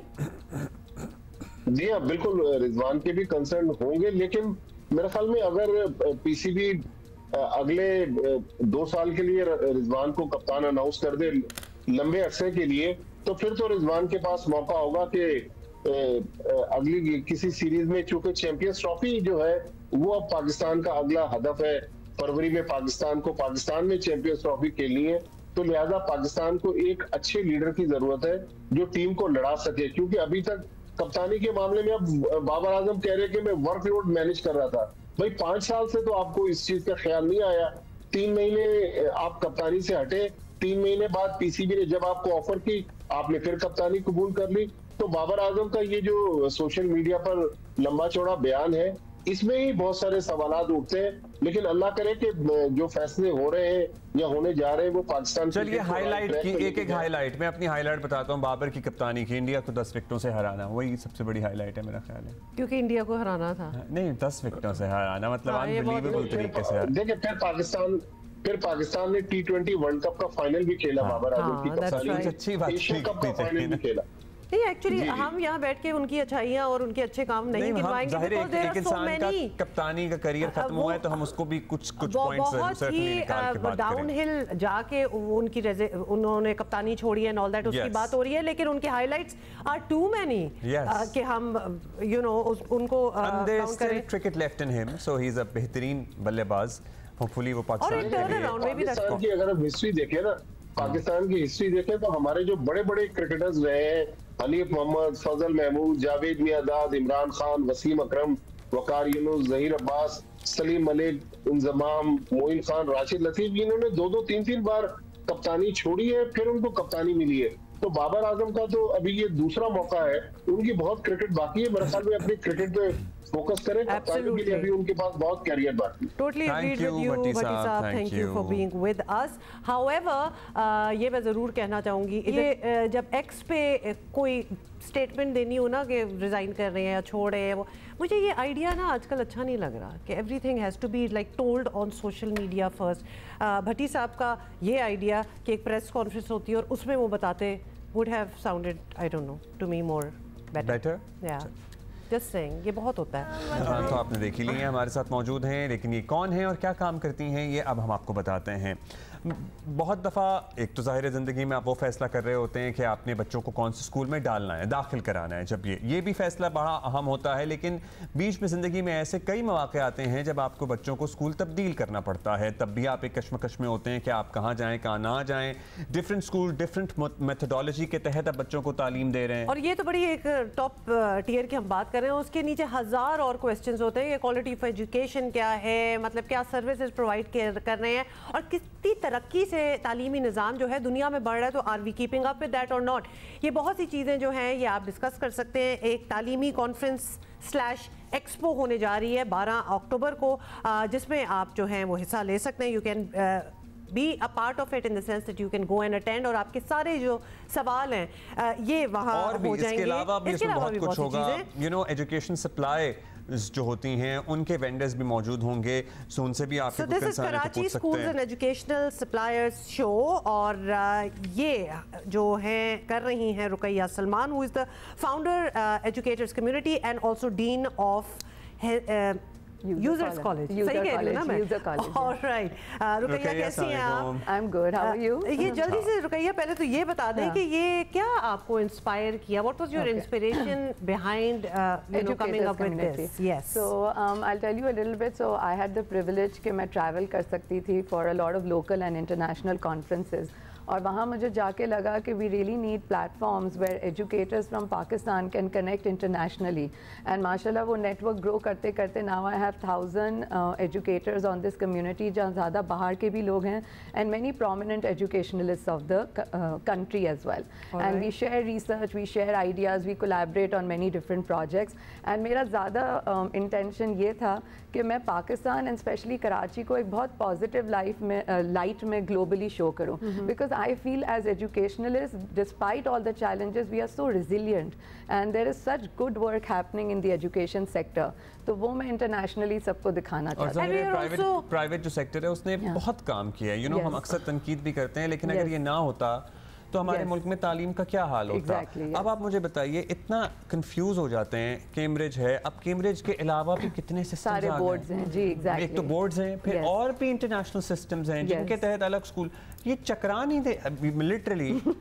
मैं तो बस 3 ऑप्शंस देखे थे मैंने, और उसमें से एक सेलेक्ट कर लिया था, क्योंकि इतनी ज्यादा ऑप्शंस भी आप परेशान हो जाते हैं कि आप क्या करें। Yes, there's the IB board, there's the matriculation board, then there's so many others. Let's talk कौन हमें गाइड करेगा कि क्या सही है? इस शो में जो लोग आएंगे, लेट्स सपोज पेरेंट्स आए हैं, उनके साथ उनके बच्चे स्टूडेंट्स वगैरह आए हैं, जो इस शो में आएंगे, एक दिन का ये पूरा मामला है. What are they going to? How is it going to help them make these decisions? Okay, so there are 3 segments. They can be part of any segment that they want to be. तो schools आएंगे middle to top tier जो अपनी educational and curriculum practices और ideology की बात करेंगे. So if you want to know what this school is all about, आप जाके उनकी टीम से डायरेक्टली मिल सकते हैं, अपॉइंटमेंट ले सकते हैं, उनको जाके विजिट कर सकते हैं. Then there is a supplier section where there will be people from publishing houses, edtech technologies, uniforms, and a lot of other things like, you know, counselors, especially the counselors, they will be there. So students जाके उनसे advice ले सकते हैं, whether you're an O-level student, metric student, or you're a university student, they will guide you कि आप अपने further studies में कैसे progress कर सकते हैं. And then we also, something I'm really excited about is the conference, because we have dialogue and conversation all day happening in like different panel discussions. कौन prominent लोग आ रहे हैं इसमें? Educationists आ रहे हैं? Yeah, these are school leaders mostly. School leaders who will talk about the different challenges and how we can best tackle them. Because as school leaders and educationalists, we see these problems every day. हमारा रोज आमना सामना होता है. How about some students as well? मतलब उनकी भी input होगी, उनका perspective भी तो होना चाहिए. Yes, एक सेशन है जिसमें students भी हैं. Okay. That's interesting. अच्छा, so ये जो education supplies वाला एक इसका element है, उसमें क्या business development कर सकते हैं लोग, those who want to, you know, become an educational supplier? या फिर वालिदैन को कितने challenges होते हैं कि भाई फलां कोर्स की किताब नहीं मिल रही है और फलां नहीं छप रही है और printing नहीं है और you know ये सारे challenges. ये सारे तो वो directly suppliers से parents बात भी कर सकते हैं. So we are like basically targeting if there's I feel that there's value for everyone. Parents जो schools की information चाहते हैं all the way from nursery to A levels. Students जो आगे further studies की information चाहते हैं as to हमें कौन से A level college जाना चाहिए, कौन सी university, even admission and scholarships to international universities. Teachers networking के लिए आ सकती हैं, plus they will benefit from the conference. What kind of schools are so these are mostly private schools, middle tier to top tier schools. Okay. अच्छा, अब is it free for all? Anybody can come? Yes, it's free for all. There's a link on our website allabout.education.live. आप register कर सकते हैं. But in case you don't register, आप उस दिन walk in भी करें. So 12 अक्टूबर को PC होटल कराची में आपको जाना है अगर आप इस कॉन्फ्रेंस में हिस्सा लेना चाहते हैं. कॉन्फ्रेंस में, एग्जीबिशन में, मतलब it's a show, so it has everything related to. बहुत सवालों का आपको जवाब मिल सकता है अगर आप जिंदगी में उस डिसीजन पे दोराहे पे खड़े हुए हैं कि आपके बच्चे ने क्या करना है या बच्चा कंफ्यूज्ड है, तो बहुत सारे एजुकेशनल एक्सपर्ट्स आपको एक ही छत तले मिल जाएंगे जिनके पास हम नहीं चाहे भी तो नहीं जा सकते. और बड़े अच्छे बच्चे होते हैं, कभी कभार वो सारी डिसीजन मेकिंग जो ऐसे होते हैं बच्चे जो अपने पेरेंट्स पे छोड़ देते हैं, पेरेंट्स कंफ्यूज होते हैं, they want to make the best decisions for their children, उनके लिए भी अच्छी जगह है. आपको और बच्चे भी मिलेंगे और स्टूडेंट्स मिलेंगे, आपकी दोस्ती होगी, आप लोग आइडियाज डिस्कस करेंगे. Thank you Ruqaiya, and best of luck and do go, जरूर आप जाएं. 12 अक्टूबर को है हियर इन कराची. अच्छा जी, we have to move on. और हमने आपको बताया था कि आज पीटीआई का एक एहतजाज शहरों में एहतजाज की कॉल दी हुई है. फैसलाबाद, मियांवाली, बहावलपुर. वफाकी वज़ीर बैन सूबाई राबता राना सनाउल्लाह साहब हमारे साथ मौजूद हैं. ज़ाहिर है हमें मुख्तलिफ शहरों से पता भी लग रहा है कि कंटेनर्स बहुत हैं, पुलिस नफरी है. राना साहब, तहरीक इंसाफ ने एक एहतजाजी तहरीक शुरू कर रखी है, 2 जलसे कर चुके हैं, पिंडी में एहतजाज कर लिया, आपके शहर फैसलाबाद समेत 3 शहरों में एहतजाज की कॉल आज है. फिर डी चौक जाएंगे, लाहौर भी जलसा करेंगे. ये सारी पॉलिटिकल एक्टिविटी ही है सर्टनली. तो फिर मुस्लिम लीग नून या पंजाब हुकूमत इसमें क्यों रुकावट बन रही है? पीटीआई ने ना तो हुकूमत में एक सियासी जमात के तौर पे अपना रवैया अपनाया और ना ही अपोजिशन में.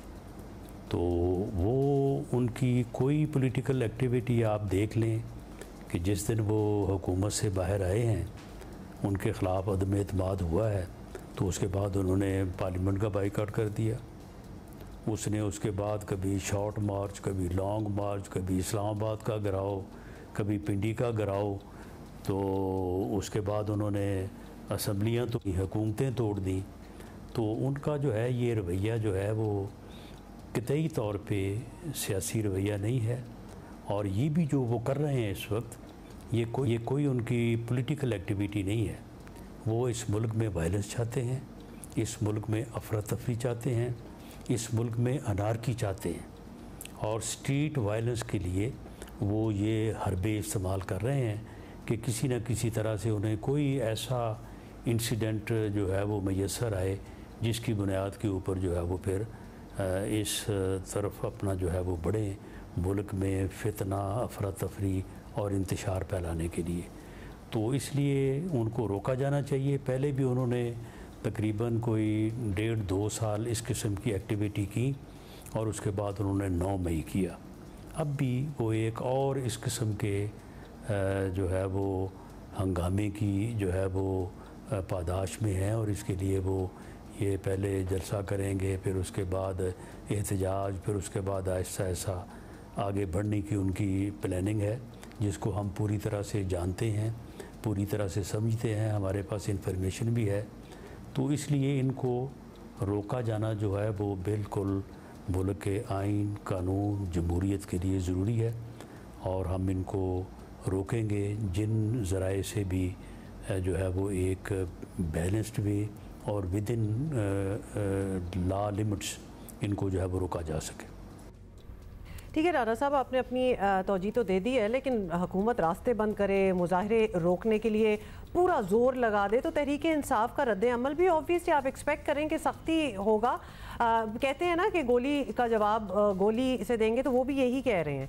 खुदा ना करे कोई ऐसा मोड़ आ जाए कि तसादुम की शक्ल बने, लेकिन अगर ऐसा हो गया तो हुकूमत गोली का जवाब गोली वसूल करने के लिए तैयार हैं आप लोग इस चीज़ में? जी देखें, इसमें तो अब कोई शुबा नहीं रहा कि उन्होंने तो शुरू दिन से यही रवैया बनाया हुआ है। वो अगर उनकी हुकूमत है, वो हुकूमत में हो तो फिर पार्लियामेंट भी ठीक है, असम्बलियाँ भी ठीक हैं, सूबाई हुकूमतें भी ठीक हैं। लेकिन अगर वो हुकूमत में नहीं है तो फिर जो है वो एहतजाज है, लॉन्ग मार्च है, असम्बलियों को तोड़ना है। तो ये तो उनका रवैया जो है ये पहले दिन से है। वो किसी के वजूद को तस्लीम करने को तैयार नहीं है, किसी के साथ बैठने को तैयार नहीं है। तो उनका ये रवैया जो है ये किसी तौर पे भी किसी जमहूरी मुआशरे में जो है वो बर्दाश्त हो ही नहीं सकता, इसको अकोमोडेट किया ही नहीं जा सकता। इसका हल वही है जो इनका 25 मई को जब ये इस्लामाबाद का घिराव करने के लिए आए तो जो हुआ था, और अब भी कमो बेश थोड़ी गुंजाइश और हिकमत के साथ इनके साथ वही रवैया अपनाया जाना चाहिए। ये किसी तौर पे भी जो है ये जमहूरी रवैयों के ऊपर नहीं आएंगे। इनका ये मकसद ही नहीं है। इनका मकसद ही ये है कि मुल्क में अफरा तफरी हो, मुल्क में अनारकी हो, हंगामा आराई हो, और मुल्क को ये हर तरीके से रोकना चाहते हैं। मैं ये बात काफ़ी अरसे से ये कहता आ रहा हूँ कि ये एक फ़ितना है और इसका अगर मौसर हल न किया गया तो ये इस मुल्क और कौम को किसी हादसे से दो चार कर देगा। तो इसके मौसर हल की ही ज़रूरत है। इसी में पाकिस्तान की और हमारे डेमोक्रेटिक कॉन्स्टिट्यूशनल सिस्टम की बका है।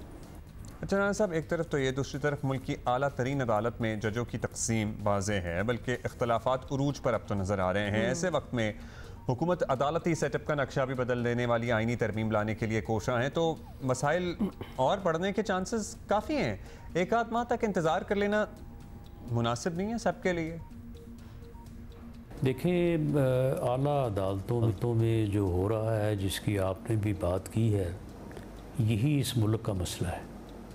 इस मुल्क के मसाइल को ज़्यादा गंभीर करने में इसी का जो है वो अमल दखल है। आप मुझे बताएं कि अगर पानामा में जो है वो मियाँ नवाज शरीफ को जिस इंतहाई यानी जो है वो, अब क्या लफ्ज़ मैं इस्तेमाल करूं, कि जिस तरीके से उनको नाहल किया गया, पाकिस्तान जो है वो मुआशी तौर पे जो है वो दोबारा से ट्रैक पे आ चुका था। तो ये सारा कुछ किसने किया? इस्टेब्लिशमेंट ने भी किया, लेकिन इस्टेब्लिशमेंट का प्रोजेक्ट इमरान खान ही था ना। तो इसको परवान चढ़ाने के लिए जो है वो अपना कंधा किसने पेश किया? इंसाफ के जो है वो तराजू को किसने जो है वो बेईमानी से, बददियानती से जो है वो अपने सियासी और ज़ाती और ग्रोही मफादात के लिए जो है वो इस्तेमाल किया। और अभी आपके सामने है कि किस किस्म के जो है वो फ़ैसले हो रहे हैं। आइन की तशरीह की आड़ में जो है आइन को रीराइट किया जा रहा है, यानी पार्लियामेंट के हकूक़ को भी जो है वो ऑक्यूपाई कर लिया गया है कि आइन भी हमने ही बनाना है, कानून अगर पार्लियामेंट बनाए तो उसको भी हमने जो है वो स्टे कर देना है, उसको कलअदम करार दे देना है।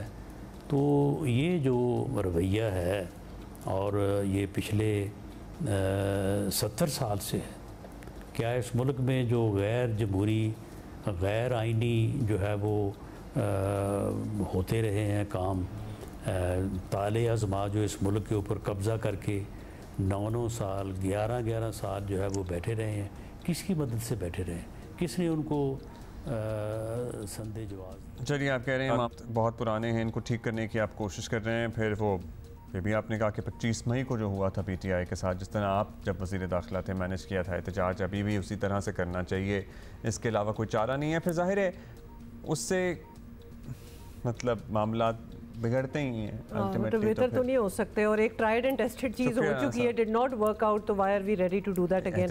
इन एनी केस था, लेकिन जाहिर है राणा साहब, thank you for your time. भाई ये बहुत बड़ा फनकार, और हम तो क्या ही इन्हें ट्रिब्यूट दे सकते हैं। कॉमेडी का बेताज बादशाह। हम सबकी ज़िंदगियों में कहीं ना कहीं वक्त ज़रूर आया है जब उमर शरीफ साहब का कोई जुमला, कोई बात, कोई गुफ्तगू हमारे चेहरों पर बेसाख्ता मुस्कुराहट और फिर कहकहे और फिर लाफ्टर फिट्स तक में तब्दील हुए हैं। उमर शरीफ साहब को दुनिया से रुखसत हुए आज 3 साल बीत गए हैं। पाकिस्तान में स्टैंड अप कॉमेडी और मज़ाहिया अदाकारी के बेताज बादशाह, आलमी शोहरत याफ्ता फनकार उमर शरीफ ऐसा नाम थे जिनको हमेशा याद रखा जाएगा।